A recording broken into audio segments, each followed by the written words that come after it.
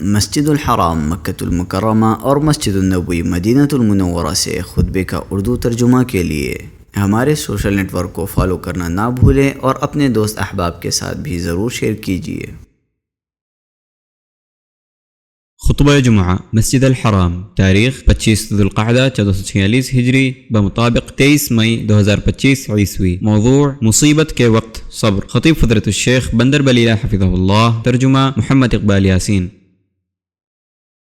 تمام تعریف اللہ کے لیے ہے جو افعال میں تصرف کرنے والا، حالات کو بدلنے والا اور تقدیریں لکھنے والا ہے۔ ہم حال اور مستقبل میں اس پاک ذات کی تعریف کرتے ہیں اور اس کا شکر بجا لاتے ہیں، اس کی بارگاہ میں توبہ کرتے ہیں اور جو بری باتیں اور برے اعمال کیے ہیں ان پر اس سے مغفرت طلب کرتے ہیں۔ میں گواہی دیتا ہوں کہ ایک اللہ کے سوا کوئی معبود برحق نہیں، اس کا کوئی شریک نہیں، وہ اپنے افعال میں حکمت والا ہے، بہت عطا کرنے والا ہے۔ اور میں گواہی دیتا ہوں کہ محمد اس کے بندے اور رسول ہیں، جو نرم گفتار، شریف خصلتوں والے۔ اللہ ریت کے ذرات کے برابر درود و سلام اور برکت نازل کرے آپ پر اور آپ کے آل و اصحاب پر۔ اما بعد، لوگوں، میں آپ کو اور خود کو اللہ کے تقوی کی وصیت کرتا ہوں۔ اللہ آپ پر رحم کرے، آپ اللہ کا تقوی اختیار کریں اور جان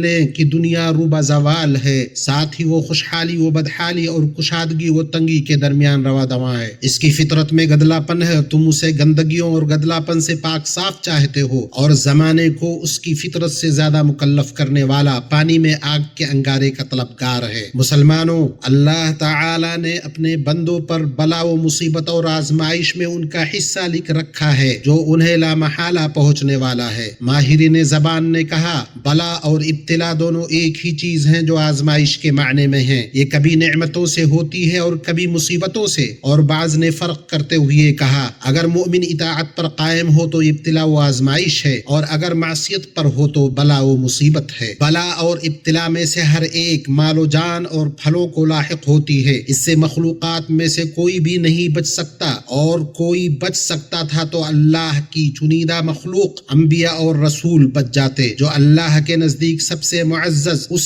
سے سب سے زیادہ ڈرنے والے اور اس کے نزدیک سب سے زیادہ محبوب ہیں۔ یہ آدم علیہ السلام ہیں جنہیں آزمائش میں مبتلا کیا گیا، انہیں جنت سے نکالا گیا۔ زکریا علیہ السلام کو اولاد سے محروم کر کے آزمایا گیا۔ ایوب علیہ السلام کو بیماری سے آزمایا گیا۔ یونس علیہ السلام کو آزمایا گیا کہ انہیں بڑی مچھلی نے نگل لیا، اور ہمارے نبی صلی اللہ علیہ وسلم کو آزمایا گیا کہ آپ کی قوم نے آپ کو آپ کے گھر اور شہر سے نکال دیا، اور شعب ابی طالب میں آپ کا محاصرہ کیا، یہاں تک کہ آپ کو اور آپ کے ساتھیوں کو درخت کے پتے کھانے پڑے۔ سعد بن ابی وقاص رضی اللہ عنہ کہتے ہیں، میں نے پوچھا، اللہ کے رسول، سب سے زیادہ سخت مصیبت کن لوگوں پر آتی ہے؟ فرمایا، انبیاء کرام پر، پھر صالحین پر، پھر درجہ بدرجہ بہتر لوگوں پر۔ انسان پر آزمائش اس کے دین کے اعتبار سے آتی ہے، اگر اس کے دین میں پختگی ہو تو اس کی مصیبت بڑھا دی جاتی ہے، اور اگر اس کے دین میں کمزوری ہو تو اس کے مصائب میں تخفیف کر دی جاتی ہے۔ اور انسان پر مسلسل مصائب آتے رہتے ہیں یہاں تک کہ وہ زمین پر چلتا ہے اور اس پر کوئی گناہ نہیں ہوتا۔ بلا و آزمائش کا سب سے بڑا مقصد گناہوں کی معافی، نیکیوں کی کثرت اور درجات کی بلندی ہے۔ اس کی کئی اصناف ہیں جن کا شمار کرنا ممکن نہیں اور جن کا احاطہ کرنا آسان نہیں۔ ان میں سے کچھ مادی ہیں، جیسے روزی میں تنگی، جسم میں بیماری، گھر والوں کا کھونا اور فصل کی تباہی، اور کچھ معنوی ہیں، جیسے غم، پریشانی، افسردگی اور خوف وغیرہ۔ ابو سعید الخدری اور ابو ہریرہ سے روایت ہے کہ نبی اکرم صلی اللہ علیہ وسلم بیان کرتے ہیں کہ آپ نے فرمایا، مسلمان کو جو بھی پریشانی، بیماری، رنج و ملال،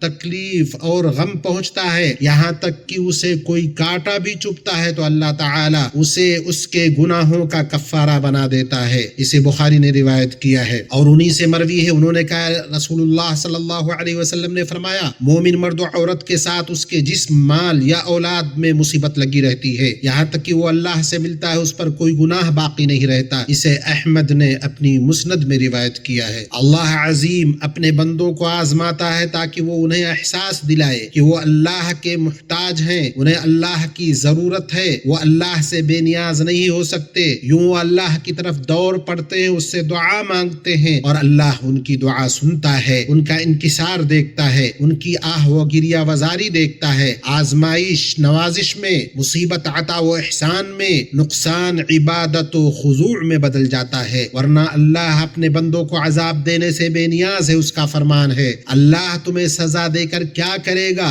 اگر تم شکر گزاری کرتے رہو اور با ایمان رہو، اللہ بہت قدر کرنے والا اور پورا علم رکھنے والا ہے۔ اللہ کے بندو، مبارک ہو اسے جس نے مصیبتوں کا سامنا اپنے رب کے ساتھ حسن ظن سے کیا، چنانچہ اپنے معاملے کو اللہ کے سپرد کیا، راضی ہوا، اللہ کے حوالے کر دیا اور اس کے بعد سچی التجا کی اور اخلاص کے ساتھ دعا کی، بنا بر یہ اللہ کی طرف سے رحمت و تعریف کا مستحق ٹھہرا۔ اس کا فرمان ہے، ہم کسی نہ کسی طرح تمہاری آزمائش ضرور کریں گے، دشمن کے ڈر سے، بھوک پیاس سے، مال و جان اور پھلوں کی کمی سے، اور ان صبر کرنے والوں کو خوشخبری دے دیجئے جنہیں جب بھی کوئی مصیبت آتی ہے تو کہہ دیا کرتے ہیں ہم تو خود اللہ کی ملکیت ہیں، ہم اسی کی طرف لوٹنے والے ہیں، ان پر ان کے رب کی نوازشیں اور رحمتیں ہیں، یہی لوگ ہدایت یافتہ ہیں۔ اور ناکامی و گھاٹا اس کے لیے ہے جس نے مصیبت کا سامنا ناراضگی، معصیت اور ڈھٹائی، ناشکری سے کیا، اللہ کے غضب کا شکار ہوا۔ انس بن مالک رضی اللہ عنہ سے مروی ہے کہ رسول اللہ صلی اللہ علیہ وسلم نے فرمایا، بڑی مصیبت کے ساتھ بڑا صلہ ہے۔ اللہ جب لوگوں سے محبت کرتا ہے انہیں آزماتا ہے، جو راضی ہوا اس کے لیے رضامندی ہے اور جو ناراض ہوا اس کے لیے ناراضگی ہے۔ اسے ترمذی اور ابن ماجہ نے روایت کیا ہے۔ اس سے یہ نہ سمجھا جائے کہ مصیبت میں پڑنے کی ترغیب دی جا رہی ہے یا آزمائش کی تمنا کرنے پر ابھارا جا رہا ہے۔ اللہ کی پناہ، یہ تو عقل کی قلت اور دین کی کمی ہے، اس لیے کہ مومن نہیں جانتا کہ وہ صبر کرے گا یا ناراضگی کا اظہار، شکر کرے گا یا ناشکری، اور عافیت کے برابر تو کوئی چیز نہیں۔ ابو ہریرہ رضی اللہ عنہ سے روایت ہے، انہوں نے کہا، میں نے اس منبر پر ابو بکر صدیق رضی اللہ عنہ کو کہتے ہوئے سنا، میں نے پہلے سال آج کے دن نبی صلی اللہ علیہ وسلم کو کہتے ہوئے سنا، پھر ابو بکر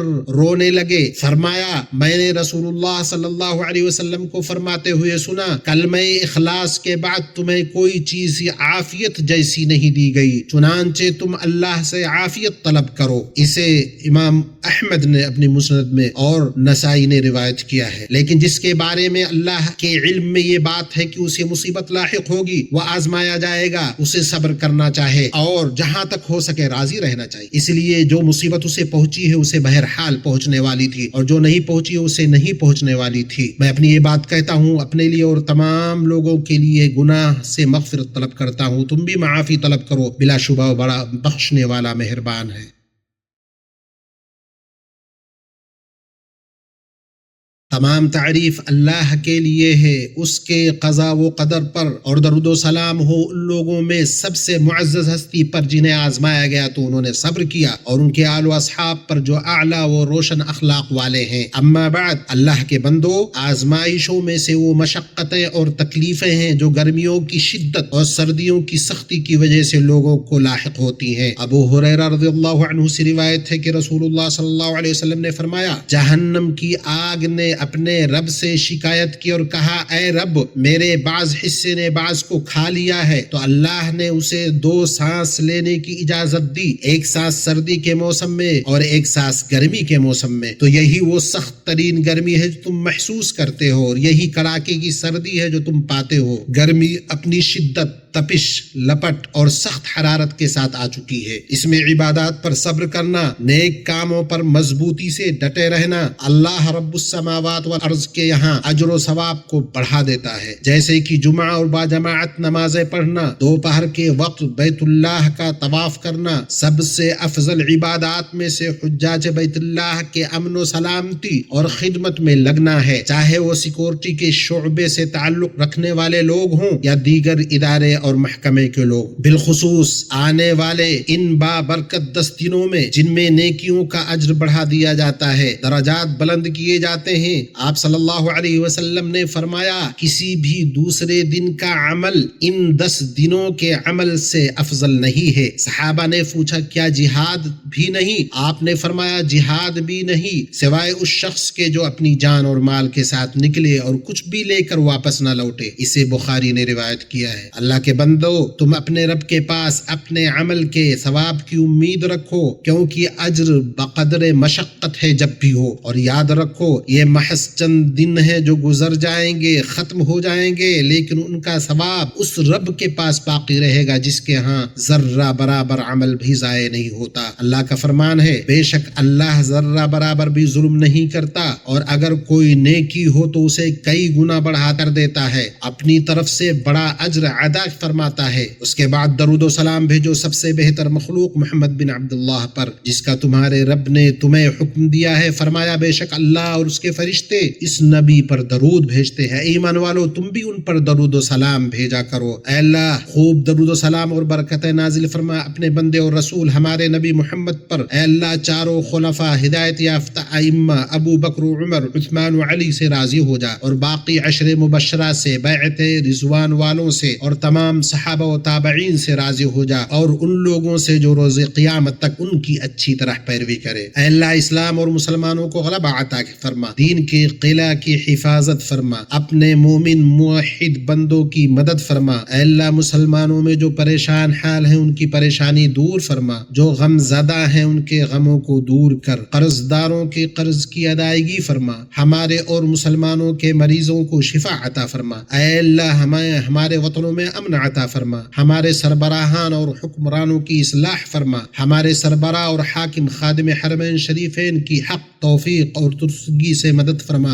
اے اللہ ان کی عمر کو صحت عافیت بھرپور نعمت کے ساتھ دراز فرما۔ اے اللہ انہیں ان کے ولی عہد کو ان کاموں کی توفیق عطا فرما جن میں ملک اور لوگوں کی بھلائی اور اسلام اور مسلمانوں کی عزت اور بلندی ہو۔ اے اللہ ہمارے کمزور بھائیوں کا حامی و ناصر معین و مددگار بن جا۔ اے اللہ فلسطین میں اور ہر جگہ تو ان کا حامی و ناصر بن جا۔ اے اللہ رب العالمین، اے اللہ سرحدوں اور مورچوں پر موجود ہمارے فوجیوں کی حفاظت فرما۔ اے اللہ تو نے اپنی نہ سونے والی آنکھ کی نگرانی میں رکھ، اور اپنی اس قوت کے سائے میں رکھ جس سے زیر نہیں کیا جا سکتا۔ اے رب العالمین، اے اللہ ہمیں مصیبتوں پر صبر کرنے، فیصلے پر راضی ہونے، خوشحالی میں تیرے شکر کی توفیق عطا فرما۔ اے ہمارے رب ہمیں دنیا میں بھلائی عطا فرما اور آخرت میں بھلائی عطا فرما، ہمیں جہنم کے عذاب سے بچا لے۔ سبحان ربک رب العزت عما یصفون وسلام علی المرسلین والحمد للہ رب العالمین۔